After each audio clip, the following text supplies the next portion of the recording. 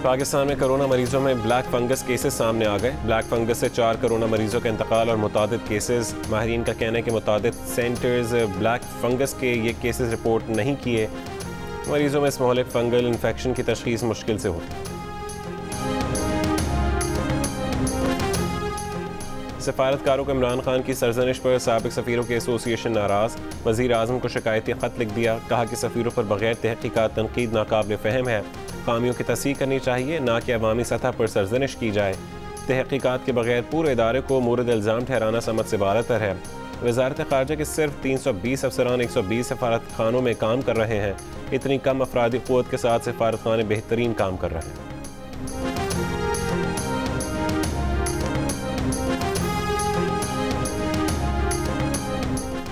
मुस्लिम league नून के senior रहनुमा शाहिद खाकान अब्बासी ने ईद के बाद पीपल्स पार्टी की PDM में वापसी का इम्कान मुस्तरद कर दिया। कहा कि नाराज़ी ज़ाती नहीं, असूल तोड़ने पर है। सेनेट में कायदे हिज़्ब इख्तिलाफ की कुर्सी लेने के लिए एतमाद तोड़ा गया। हुकूमती अरकान को उठाकर अपने साथ मिलाया गया। Geo न्यूज़ के प्रोग्राम कैपिटल टॉक में बातचीत। कहा हुकूमत को बजट इजलास में अपोजिशन से नहीं, अपने अंदर से ख़तरा है। कौमी असम्बली से अपोजिशन 160 नशस्तें खाली कर देती तो उसका असर होता। पीपल्स पार्टी की जाने से अब नशस्तें खाली करने से वो असर नहीं होगा जो हम चाहते हैं।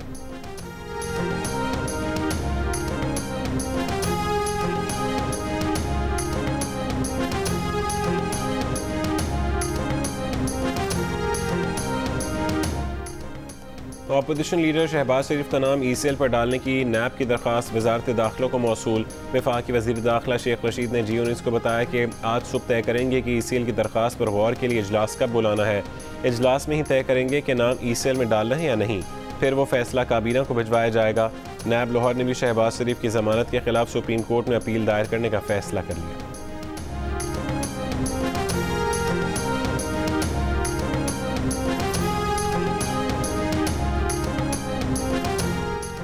चीनी महंगी करने वालों को कभी NRO नहीं देंगे। जिन लोगों के खिलाफ 25 साल जद्दोजहद की, उनके साथ भी कभी नाइंसाफ़ी नहीं की।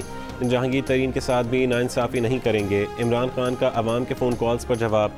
वज़ीर आज़म का अमेज़ॉन के पाकिस्तान को सैलरी अकाउंट खोलने की इजाज़त देने का खैर मकदम। कहा कि इससे बरामदात बढ़ेंगी। वज़ीर आज़म की एक बार फिर अवाम से मास्क का इस्तेमाल यकीनी बनाने की अपील। कहा ईद की छुट्टियों में एहतियात कर ली तो आगे बहुत फ़ायदा होगा।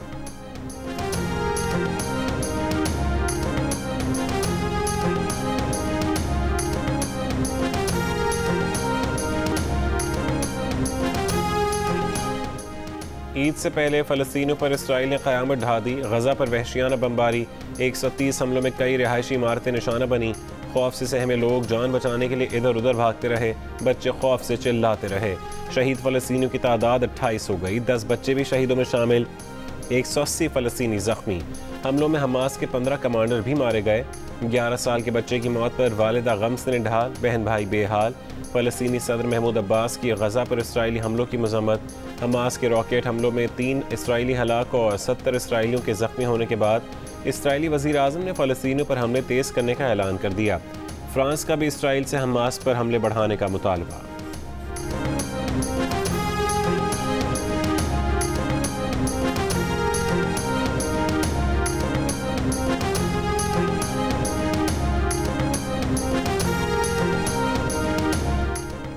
वज़ीर आज़म इमरान खान का फ़लस्तीनियों पर इसराइली मज़ालिम पर इज़हार अफसोस। कहा एक मुल्क के रद्द-ए-अमल से कुछ नहीं होगा। इस्लामी उम्मा को एक ज़बान होकर अपनी बात करना होगी। भारत से मुज़ाकरात पर वज़ीर आज़म ने 2 टोक अंदाज में कहा कि मकबूजा कश्मीर में 5 अगस्त 2019 के इक़दामात की वापसी तक पाकिस्तान भारत से कोई बात नहीं करेगा।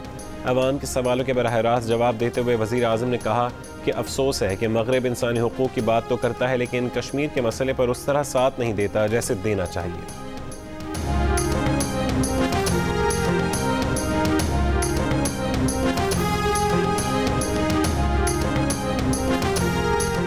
सऊदी अरब के साथ बातचीत की कोई कीमत अदा नहीं कर रहे। वज़ीर ख़ारजा शाह महमूद कुरैशी का ऐलान। कहा पाकिस्तान ने मकबूजा कश्मीर पर कोई यू टर्न नहीं लिया।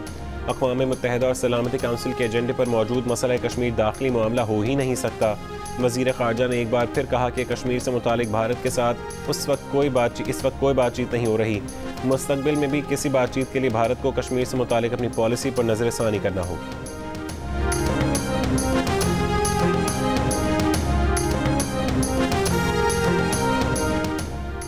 दौरे सऊदी अरब से वज़ीर आज़म ने चावल के 19,000 थैलों के अलावा क्या कामयाबी हासिल की? Chairman Pakistan Peoples Party Bilawal Bhutto Zardari का सवाल। कहा, वज़ीर आज़म के दौरे सऊदी अरब के अखराजात का मवाजना ज़कात की मद में हासिल होने वाले चावलों के थैलों की कीमत से किया जाए। क्या इमरान खान की 22 साल जद्दोजहद एटमी मुल्क को ज़कात के चावल के लायक बनाने के लिए थी? खुदा किसी को ऐसी जद्दोजहद की तौफीक ना दे। वज़ीर आज़म को इल्म ही नहीं कि वह तब्दीली के सुनामी से क़यामत बर्पा कर चुके हैं।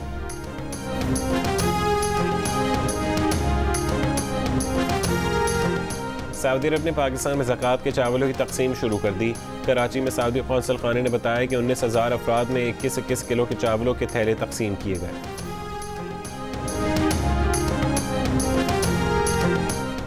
नून लीग के तर्जुमान मरीम औरंगजेब का कहना है कि वज़ीर आज़म सऊदी अरब से फितराने के चावल लाए हैं, कश्मीर का सौदा कर लिया, लोग सवाल न करें इसलिए हुदैबिया पेपर मिल्स केस उठा दिया। उन्होंने कहा कि फवाद चौधरी ने फिर जस्टिस फाइज ईसा पर हमला किया। ये एक हफ्ते में फवाद चौधरी का जस्टिस फाइज ईसा पर तीसरा हमला है। सुप्रीम कोर्ट नोटिस ले।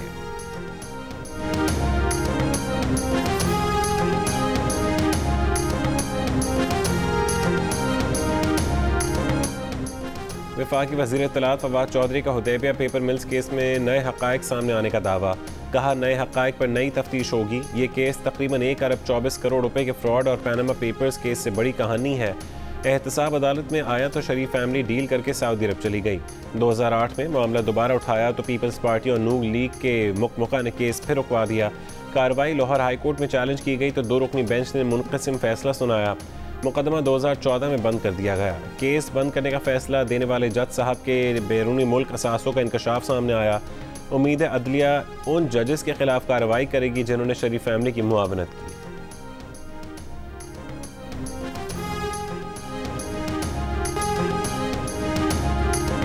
पाकिस्तान में 40 साल से कम उम्र अफराद में कोरोना से अमवात की शरह 1% से कम रही। वफाकी वज़ीर और national command and operation centre के सरबराह असद उमर का कहना है कि 41 से 50 साल के अफराद में शरह अमवात तकरीबन 2%, 51 से 60 साल के अफराद में शरह अमवात तकरीबन 4% रही। 71 से 80 बरस के अफराद में शरह अमवात 11% रही। 80 साल और उससे ज़्यादा उम्र के लोगों में शरह अमवात 15% से ज़्यादा रही। कोरोना से अमवात का ख़तरा उम्र के साथ तेज़ी से बढ़ जाता है। मुल्क में कोरोना से होने वाली अमवात में 53% अमवात 60 साल से ज़्यादा उम्र के अफराद की हुई। 12 मई से 40 साल उम्र के अफराद वॉक इन वैक्सीन लगवा सकते हैं।